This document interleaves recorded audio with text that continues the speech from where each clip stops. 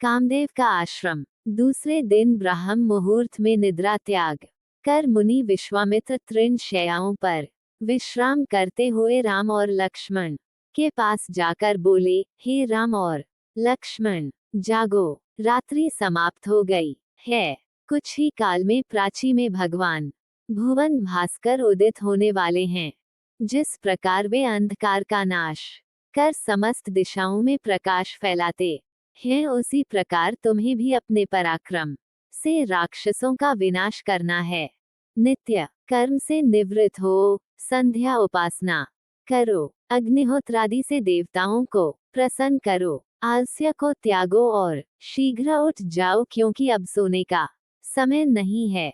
गुरु की आज्ञा प्राप्त होते ही दोनों भाइयों ने शैया त्याग दिया और नित्य कर्म एवं स्नान ध्यान आदि से निवृत्त होकर मुनिव के साथ गंगा तट की ओर चल दिए। वे गंगा और सरयू के संगम, जहाँ पर ऋषि मुनियों तथा तपस्वियों के शांत व सुंदर आश्रम बने हुए थे, पर पहुँचे। एक अत्यधिक सुंदर आश्रम को देखकर रामचंद्र ने गुरु विश्वामित्र से पूछा, हे गुरुवर, ये परम रमणीक आश्रम किन महर्षि का निवास स्थान है?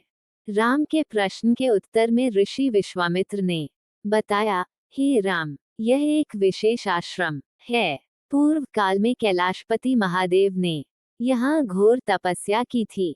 संपूर्ण विश्व उनकी तपस्या को देखकर विचलित हो उठा था। उनकी तपस्या से देवराज इंद्र भयभीत हो गए और उन्होंने शंकर जी के तप को भंग करने का निश्चय किया। इस कार्य के लिए उन्होंने कामदेव को नियुक्त कर दिया। भगवान शिव पर कामदेव ने एक के बाद एक कई बाण छोड़े, जिससे उनकी तपस्या में बाधा पड़ी। क्रुद्ध होकर महादेव ने अपना तीसरा नेत्र खोल दिया। उस तीसरे नेत्र की तेजोमयी ज्वाला से जलकर कामदेव भस्म हो गए। देवता होने के कारण कामदेव की मृत्यु नहीं हुई, केवल शरीर ही नष्ट हुआ।